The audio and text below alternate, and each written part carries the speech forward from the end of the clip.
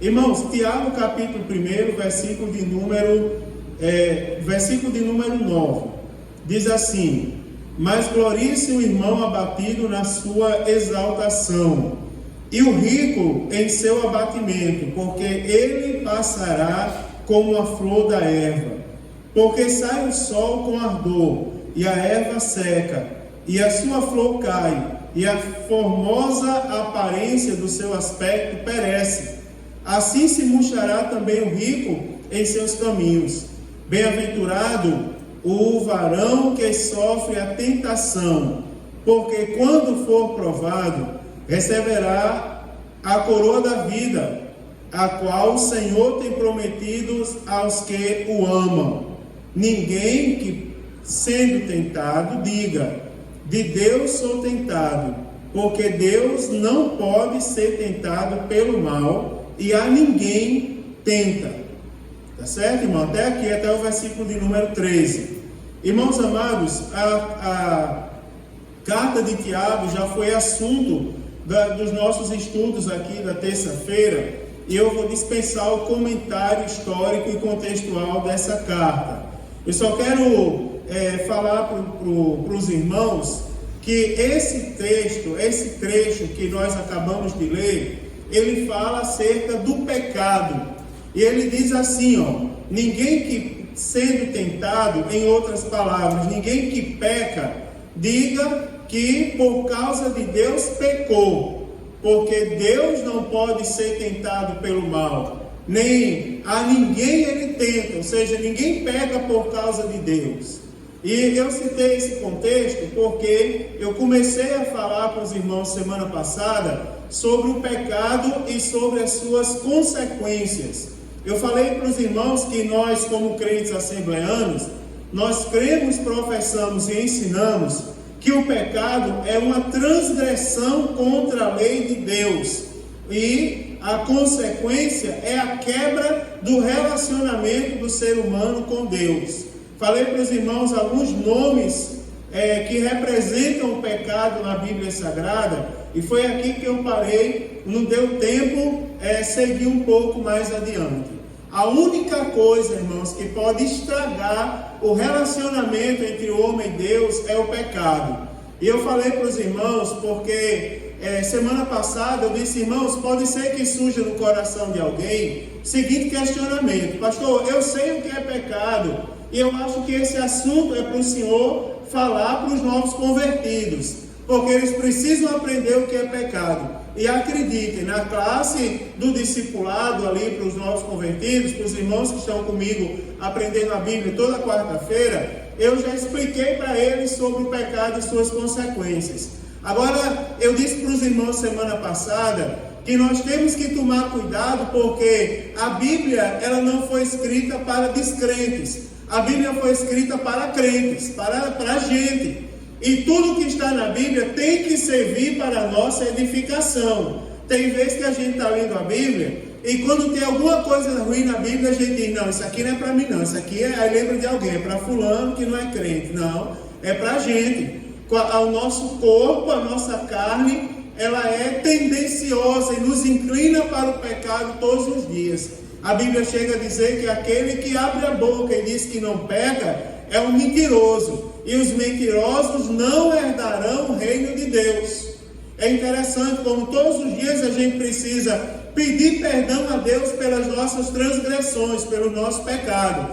E isso é uma coisa tão séria, irmãos, porque a Bíblia Sagrada, ela fala daquele que peca conscientemente, mas também fala daquele que peca inconscientemente. Para Deus não existe aquele negócio: eu pequei, mas eu não sabia que estava pecando, Deus vai me perdoar. Não existe. A Bíblia diz que muitos pecam por falta de conhecimento. É como se Deus dissesse: a Bíblia está ali, você não está lendo a Bíblia para saber que o que você está fazendo é errado, então sabe que você está pecando, né? Inclusive a ordenação jurídica brasileira pegou esse princípio bíblico e colocou na lei de introdução ao Código Civil. Lá diz assim, que ninguém se escusa de cumprir a lei alegando que não a conhece. para o ordenamento jurídico brasileiro, você cometeu um crime, seja ele qual for, e você chega lá e vai dizer, eu cometi porque eu não sabia que era crime, não importa, você cometeu, é culpado. Saiba que para a Bíblia é a mesma coisa. Tem pessoas pecando por falta de conhecimento. E eu disse aos irmãos que tem pessoas que pecam e induz outras ao pecado também. E dei alguns exemplos. Eu disse assim, irmãos, nós crentes pentecostais, nós somos os crentes do barulho, nós somos os crentes do movimento, somos conhecidos assim. Quando o crente pentecostal está feliz, é um perigo. Ele prega a noite inteira, ele sapateia, ele grita, ele exalta a voz. Eu até dei o exemplo do saudoso pastor Miguel Campos, não sei se vocês lembram, que pregava bem lento, falava pausadamente, Deus está aqui, mas daqui a pouco ele fazia, Jesus! Exaltava a voz. Quem crente pentecostal é assim. Aí a gente tem que ter cuidado, porque a gente é exaltado por causa do fervor do Espírito Santo, mas às vezes somos tentados a fazer coisas e atribuir essas coisas a Deus sem ser de Deus. Eu dei um testemunho aos irmãos do homem que mentia na igreja, dizendo ser batizado no Espírito Santo sem ser. Não precisa. Eu sou batizado no Espírito Santo. Eu sou batizado, tenho consciência, com a evidência do falar em outras línguas, eu creio nos dons espirituais, mas eu não estou todo culto falando língua estranha aqui. Não estou todo culto. Tem aquelas pessoas que estão em mistério o tempo inteiro. São aquelas pessoas místicas, você não pode chegar perto dele, que já vem profetizar para você. Não é? Já vem falar uma mentira, dizer que é da parte de Deus. Tome cuidado, porque isso é pecado. E o pecado é terrível. Essas pessoas enganam a si próprias, inclusive, porque no lugar de aumentar a espiritualidade, isso a distancia de Deus. Eu imagino Deus dizer, não, peraí, essa pessoa já é tão poderosa, que eu não vou mais usar, não. Já é tão poderosa assim, já tem tanto poder, que não precisa mais eu usar essa pessoa, ela por si própria já se usa. Não é, irmãos? Deus não vai chegar perto, não vou chegar perto dessa pessoa que ela é mais santa que eu. Eu sei que Deus não diz isso, mas imagine na nossa linguagem o céu todinho, porque a Bíblia diz que antes que as palavras venham à nossa boca, Deus já conhece. Ou seja, quando a gente pensa em pecado, Deus já sabe que a gente vai pecar. Isso é um perigo, né? Deus já sabe que a gente vai mentir, isso é um perigo. Então a Bíblia foi escrita para o nosso alerta. Nós, os crentes, temos que ter cuidado com o pecado. Irmãos, é por isso que entre vós há muitos fracos e doentes, e muitos que inclusive já dormem. Por quê? Tocam nascer indignamente. E a gente tem coisas que a gente precisa resgatar. Por exemplo, eu não sou a favor de expor as pessoas na frente de outras, como era feito antes, na igreja de antes. Fulano pecou, vem cá, na frente da igreja pedir perdão. Né? Eu acho que isso expõe muito a pessoa desnecessariamente. Agora, o pedido de retratação deve haver. Ele deve acontecer ainda, afinal nós ainda somos a noiva do Cordeiro. É interessante, irmãos, nós somos membros do corpo. Quando o membro do corpo está doente, todo o corpo sente, todo o corpo perece.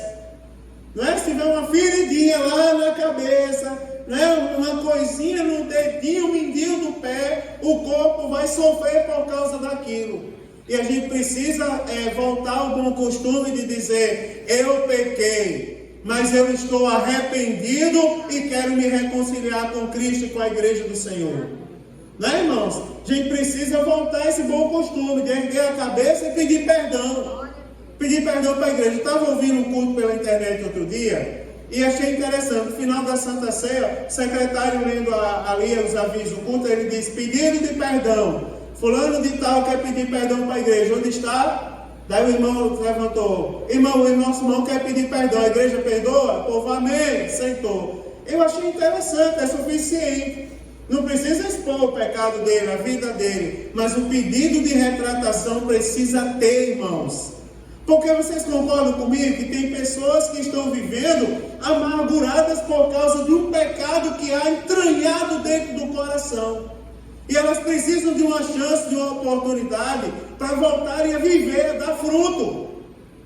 Essa palavra é para a gente, é para os crentes. Não é, irmãos? E não joga a culpa em Deus, porque Tiago ele deixa muito claro: ninguém sendo tentado, diga de Deus sou tentado. Porque Deus não se pode ser tentado pelo mal. E a ninguém tenta. A culpa é nossa. De que se queixa o homem? Senão dos seus próprios pecados, das suas próprias iniquidades. Agora, irmãos, para não ficar no sentido de acusação, eu quero mostrar a vocês que existem várias palavras na Bíblia, e cada uma mais forte que a outra, para representar o pecado. Quer ver? Vamos exercitar um pouco a nossa Bíblia. Pega aí a sua Bíblia, abra comigo no livro do Gênesis, capítulo 31, e versículo de número 36. Gênesis, capítulo 31, versículo 36. Eu vou abrir minha Bíblia um pouco mais lento, porque teve umas irmãs aí que reclamaram de mim que eu estava procurando muito rápido. Vamos lá, Gênesis capítulo 31, versículo 36. Diz assim, diz: então irou-se Jacó e contendeu com Labão. E respondeu Jacó e disse a Labão: qual é a minha transgressão? Qual é o meu pecado que tão furiosamente me tens perseguido?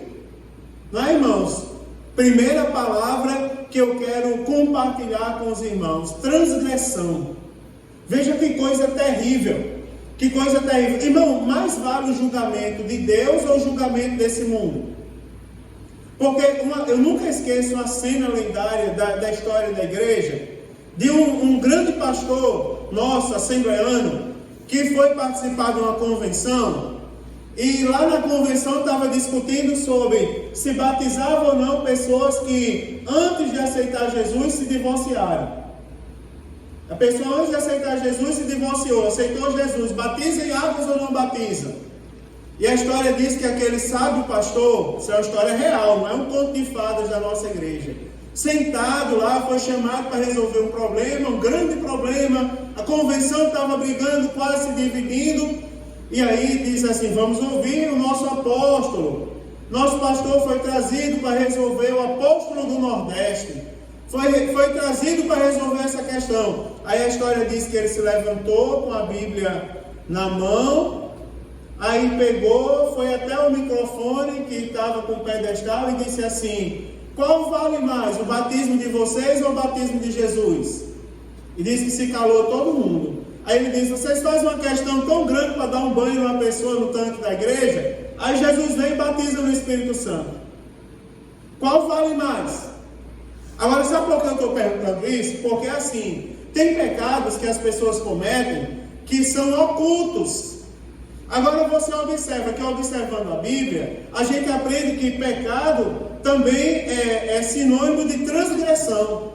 Quem comete uma transgressão é um transgressor. Esse é um título, com certeza, que desonra qualquer pessoa. Agora você imagina que ninguém sabe que o pecador, ninguém sabe quem é o transgressor. Ninguém sabe quem é o pecador, porque o pecado dele está escondido para os homens. Agora você observa que para Deus não está escondido. Aí veja a gravidade dessa situação, porque tem a maneira como as pessoas olham para a gente e como Deus olha para a gente. Você observa, as pessoas olhando e vendo a gente, grandes homens e mulheres. Agora Deus olhando do céu e dizendo: transgressor. Você observa que Deus, a Bíblia diz que Ele está à procura dos verdadeiros adoradores, que o adorem em espírito e em verdade. Você observa, irmãos, que Deus, ele chega um momento que Ele se inclina para ouvir o clamor. Você observa que honra nós chamamos a atenção de Deus. Deus colocou no seu coração o propósito de destruir tudo que havia na terra. Aí a Bíblia diz: mas Noé achou graça diante de Deus. E por causa de Noé, aí Deus diz assim: constrói uma arca, vai para dentro dela, tu, teus filhos, tuas noras, tua esposa, porque eu vou acabar tudo. Agora você tem achado graça aos meus olhos. Você observa a famosa diálogo de Deus com o inimigo acerca de Jó. Visto o meu servo Jó, homem íntegro, fiel, temente a Deus e que se desvia do mal. Com certeza é uma honra para qualquer pessoa, irmão, ser elogiado por Deus, qualquer uma dessa forma. Agora você imagina que é uma desonra Deus olhar para a gente e dizer assim: transgressor. Meu Deus do céu. Que coisa séria, não é, irmãos? Que coisa séria, irmãos. Deus olhar e dizer transgressor. Agora veja só, que acho que eu vou parar aqui, vou parar numa palavra hoje. Porque você imagina como isso deve fazer crescer o nosso temor. Porque assim, irmão, isso fala da nossa intimidade. Isso fala do nosso coração. Como é que está o seu coração? Como é que está o nosso coração? Porque ainda hoje tem coração cheio de mágoa por aí, irmãos. Tem coração cheio de rancor, cheio de ódio. Tem pessoas que, se pudesse, chegava perto de outra e esganava. Agora você imagina como é que Deus está olhando para você? Como é que Deus está nos olhando, irmãos? Como é que Deus está nos vendo? Não é algo para a gente refletir com muita seriedade essa noite. Meu irmão, a transgressão, o pecado também é transgressão. Agora vire as páginas da sua Bíblia, a carta do apóstolo Paulo aos Romanos. No capítulo 1, depois do livro dos Atos dos Apóstolos, na carta aos Romanos, capítulo 1, estou procurando bem devagar para os irmãos encontrarem também. Romanos capítulo 1, versículo de número 18. Romanos 1 e 18. Veja como é forte e como é edificante essa palavra. Diz assim, irmãos, o trecho onde o apóstolo Paulo fala da idolatria e da depravação dos gentios. Romanos 1 e 18 diz assim: porque do céu se manifesta a ira de Deus sobre toda impiedade e injustiça dos homens que detêm a verdade em injustiça. Ou seja, todo aquele que detém a verdade em injustiça, todo aquele que pratica injustiça, dizendo que está praticando a verdade. Não tem pessoas assim? É o que mais tem nos dias de hoje. Pessoas que praticam injustiça, dizendo que estão fazendo a verdade. E tem crente caindo nessa história. Você lembra aquela história que tinha antes aqui, quando eu cheguei aqui, eu ouvi alguém dizer isso aqui, eu já repreendi.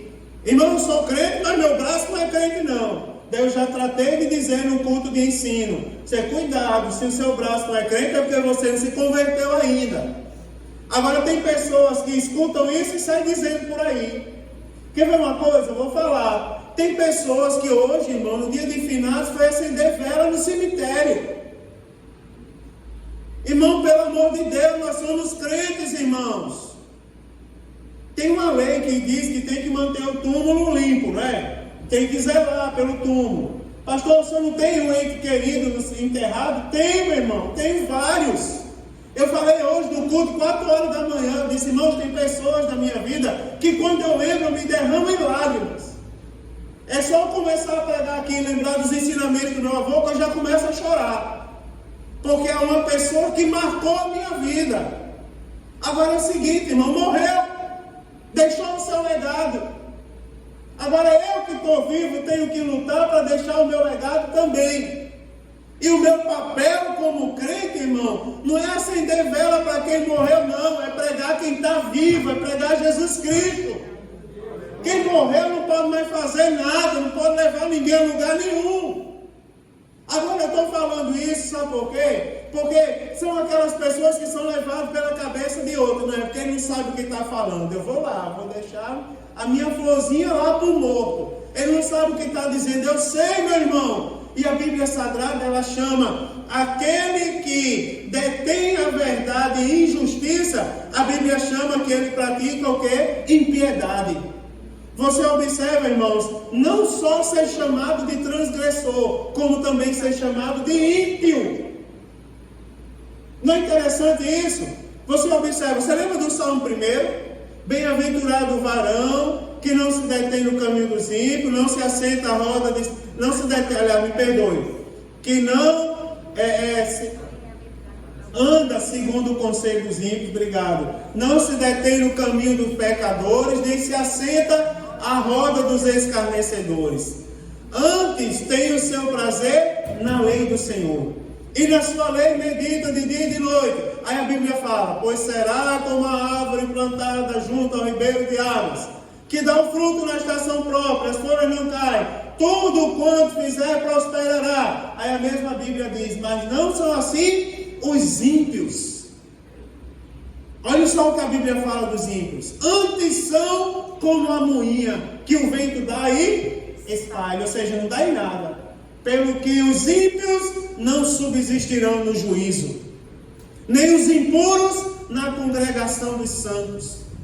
Você observa, irmão, não é interessante? Eu prego a aparência, claro, irmão. Não tem aquela pessoa que não importa como o mundo me vê, como não importa. O mundo tem que olhar para mim, tem que me ver uma pessoa séria. Eu estava em uma das visitas hoje, era eu falando e o servo de Deus olhando para trás de mim. Eu não sabia o que é que tinha atrás de mim. Depois eu soube que tinha um parente dele, que aceitou Jesus na visita, inclusive. E sabe o que ele me falou? Ele disse assim, pastor, eu gostei do senhor. Ele gostou de mim, glória a Deus, querido. Por isso ele não gostou foi de mim, não. Gostou da palavra que eu prego. Você não me conhece, ele não convive comigo. Se convencesse, convivesse, como minha esposa sofre. Pense numa luta, não é? Não é fácil lidar comigo todo dia. Tá certo? É verdade, não é fácil. É só pegar qualquer um aqui, só a graça de Deus. Agora, é verdade, mas eu disse a ele, você gostou foi da palavra que eu prego. Ele disse assim, pastor, não sei explicar o que eu gostei. Agora é o seguinte, já vieram outras pessoas me fazer visita aqui. Agora chegaram lá, jovial, falando de futebol. O que é que você achou do placar de hoje? Deu zebra, cavalinho do time. Ele me falou isso. O cavalinho do time, você nem que história é essa? Aí outro chegou falando do canto do culeiro. Meu, tem um culeirinho que só a graça de Deus. É uma peste, de misericórdia. Aí ele disse, o senhor é o primeiro que vem na minha casa para ler o Salmo 46 e me explicar. Me explicar o significado de cada versículo. É ainda que a terra se mude, ainda que os montes se transportem para o meio dos mares, mas Deus é o nosso refúgio e fortaleza. Ele disse, é o primeiro, pastor. Isso é bom, isso está me fazendo bem. Fale mais um pouco. Sabe por quê, irmãos? Você está na Bíblia Sagrada, você observa, irmão. Olha que isso é uma coisa séria. E veja como é para a gente, o crente. Nós estamos pregando e nos alegrando quando ouvimos falar no céu. Eu choro, irmão. Às vezes eu estou no culto matutino ali, cantando sozinho ali dentro de uma sala, um microfone e uma câmera na minha frente. E eu cantando, irei eu para a linda cidade, Jesus me dará o lugar. Oh, que gozo vou ter quando eu vi meu Senhor. Não é emocionante? Tem um hino que eu não sei, com certeza não é daquela maneira que vai acontecer. Mas o cantor cantando, ele disse assim, parece até que estou vendo o céu se abrindo e na nuvem Jesus me chamando para com ele encontrar. Aí ele diz, transformado eu ali subirei cantando um hino e um abraço apertado em Jesus eu quero dar. Aquilo emociona, não sei vocês, não é?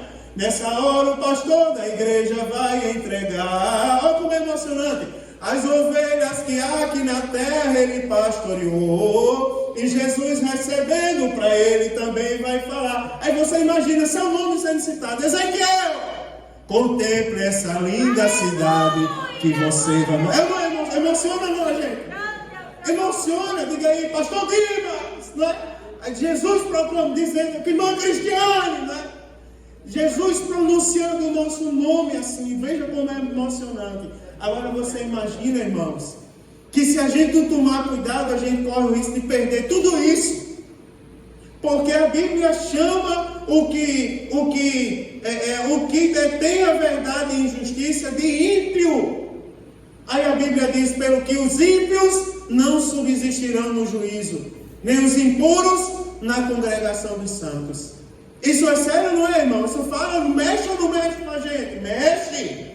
Eu tenho que ser santo em toda a minha maneira de ser, espírito, alma e corpo. Tem que ser apresentado a Deus santo e irrepreensível. Quando os pastores assembleanos gritam e dizem assim, parem de chamar palavrão, se vistam adequadamente, se porte de maneira decente. Aí um monte de gente diz Jesus, escuta ele, manda um alto salário para mim, que eu estou precisando. Mas não é o meu foco, mas não era bom que Jesus ouvisse? Não é? Aí as pessoas sabem por que diz isso? Para ridicularizar. João nem falou aqui, no dia da reforma protestante, onde sabiamente propuseram o dia da proclamação do Evangelho. Aí surge Halloween, várias coisas para tirar a atenção dessa verdade. E vocês acreditam, irmão, que tem crente aí dando risada de demônio por aí? Tem, meu irmão. Agora, veja como essa palavra fala conosco. Não é para os crentes isso, é para a gente, é para todos nós. Não podemos compactuar com essas coisas. Não podemos nem por brincadeira. Porque por causa de certas brincadeiras, tem pessoas perdendo a salvação hoje em dia. Não abra mão, irmão, da sua salvação. Não, eu sou salvo, eu sou santo. Eu tenho Jesus na minha vida. Não, irmão, você pode dar glória a Deus por isso, irmão. Eu tenho Jesus na minha vida. O meu nome está escrito no livro da vida. Meu irmão, se alegre quando você ouvir isso. Mas vamos por aqui é melhor, vai para lá. Para trás de mim, Satanás. Eu não abro mão, meu irmão. Impiedade aqui não, meu irmão. Transgressão aqui não. Aqui é poder de Deus para a salvação de todo aquele que nele crê. Ainda é assim na nossa vida. Eu vou terminar com mais uma única palavra. Já que você está no livro de Romanos, vira a página aí a Romanos 6. E agora eu termino. Romanos 6 e 19. Eu não estou batendo em ninguém, porque tem gente que eu não vou no culto de terça que eu vou apanhar. Vai apanhar o que, rapaz? Está ensinando a Bíblia, ó. Romanos 6 e 19. Olha o que é que diz aí, irmão. Ore por mim. Porque se você pensa que é fácil falar essas coisas, olha aqui, irmão, minha mão. Pega aqui em mim, pega aqui. Como é que está, meu irmão? Você diz para a igreja como é que está. Quem treme mais aqui de falar isso? Romanos 6 e 19 diz assim, irmãos, olha aí, mais um para você marcar. Marca aí, José. Diz assim a palavra de Deus. Falo como homem. Eu falei para a José porque ela fica marcando tudo que eu falo ali, irmãos. Viu? Não é que o versículo seja para ela, não. É porque ela marca todo o estudo ali, né? Ela, Thaísa, às vezes a irmã Tereza também marca ali. Vários irmãos eu sei que estão ali acompanhando. Irmã Luciene, Deus abençoe vocês. Romanos 6, 19 diz assim: falo como homem pela fraqueza da vossa carne, pois que, assim como apresentaste os vossos membros para servirem à imundícia e à maldade, para a maldade, assim apresentai agora os vossos membros para servirem à justiça, para a santificação. Irmãos, a última palavra que eu vou trazer hoje como sinônimo de pecado: maldade. Não é, irmãos? Você observa, é aquele que pratica maldade. Qual é a sentença para o que pratica maldade? Eu não vou muito além disso, mas vocês já sabem até melhor que eu. Qual é a sentença para o que pratica maldade? Qual é a sentença para o que anda em maldade? Você lembra? Você imagine aí, irmãos, eu falo umas coisas às vezes para os irmãos, é que eu fico pensando em casa. Eu nunca ouvi assim, eu nunca tive uma visão assim de uma mão escrevendo na parede. Sinceramente, eu não quero ter. Porque vai ser uma experiência assim que eu acho que meu cabelo não vai ficar branco, eu não sei que cor vai ficar. Do susto que eu vou ter. Imagine aí, Jolei, você acordar de madrugada com uma mão que nem a de Martinho Lutero pregando um papel com as teses no seu quarto. Uma mão lá, pá, pá, pá. Mas Luciene já disse, não, só ele pode ver, ela não. Só ele pode se assustar. Mas assusta ou não assusta? Assusta, irmão. Escuta um barulhinho de madrugada para ver se já se arrepia todo. É ou não é? Escuta um barulhinho de madrugada. Lá no Nordeste, a minha casa é aquela casa de telha. E às vezes, não sei se vocês já viram o gato andando por cima da casa. De noite. Dá a impressão que é uma pessoa andando em cima da casa. As pisadas do gato. Não sei se vocês já tiveram essa experiência. Já teve, Eduardo? O gato andando de noite em cima da casa, uma casa de telha, é como se fosse uma pessoa, né? Aquele... né? Em cima das telhas. E quando ele dá para correr, então, quando o gato está naquele período fértil, que faz aquele rebuliço. Tu imagina que quando eu casei com Thaisa, um gato inventou de dar cria dentro do forno de PVC da casa da gente. De gesso. PVC não, era de gesso. Você não faz ideia do filme de terror de madrugada. A gente querendo dormir, dava aquele pulo, a gente não sabia o que era. Aquele pulo e passava aquele negócio. A gente estava numa campanha de oração. Era campanha para Thaisa engravidar. Uma irmã lá do Círculo de Oração de Pernambuco, lá em Garanhuns, mandou a gente orar e cantar 7 hinos da harpa toda noite, foi? Durante 7 dias.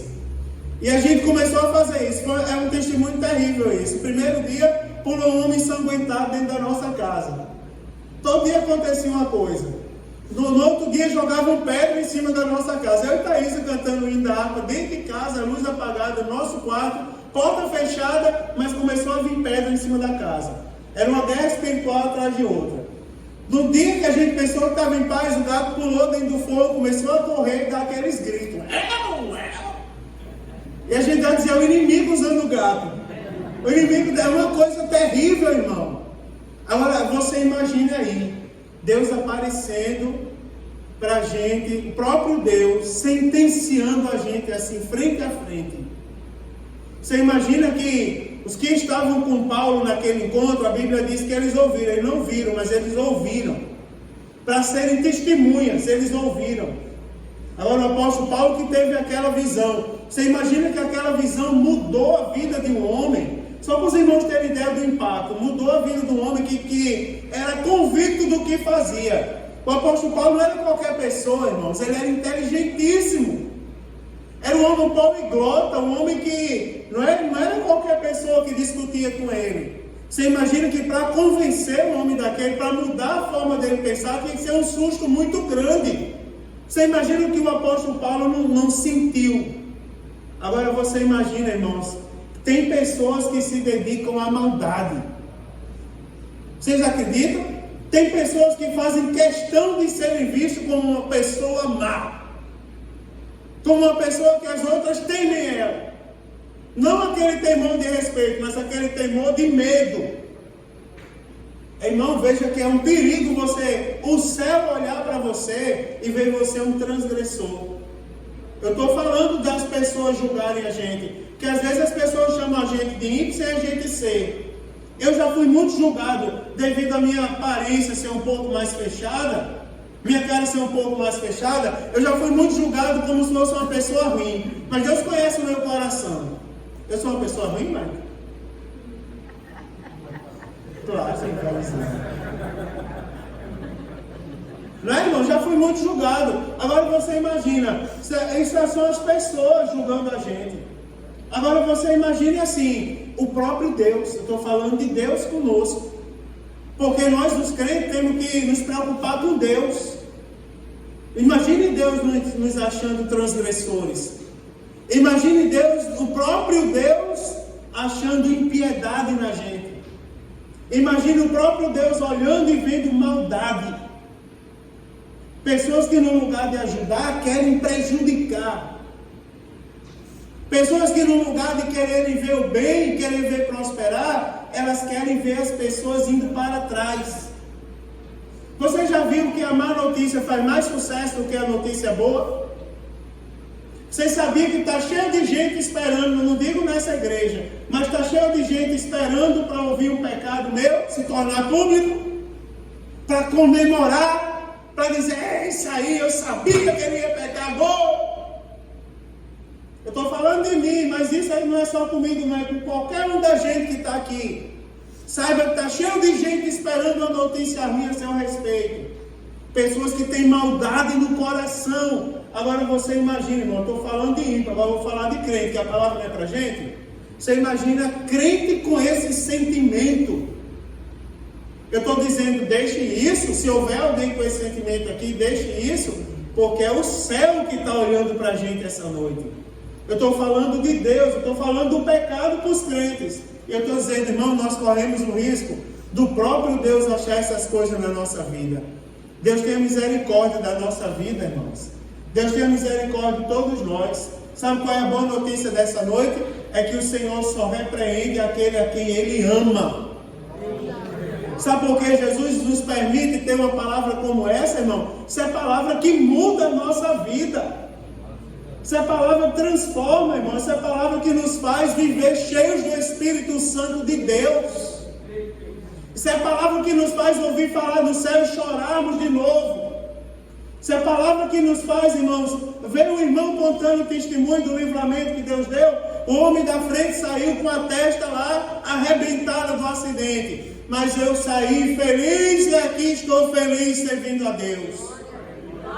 Não é? Isso é palavra para a gente ouvir um testemunho desse e nos alegrar. Sabe por quê? Porque o nosso Redentor ainda vive. Ele nos chama a atenção, é como se ele dissesse essa noite. Sabe por que eu trouxe aqui? Não foi para você apanhar, não. Foi para dizer que eu ainda te amo. Eu tenho um plano na sua vida. Você queria ouvir a voz de Deus? Escute, se você não ouviu nesse culto ainda. Apesar da Bíblia ser ensinada, eu quero dizer para você, Jesus te ama. Ele tem um plano na sua vida.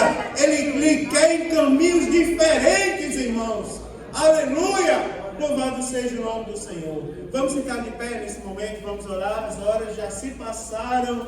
Aleluia! E nós vamos agradecer a Deus por essa grande oportunidade em nome de Jesus.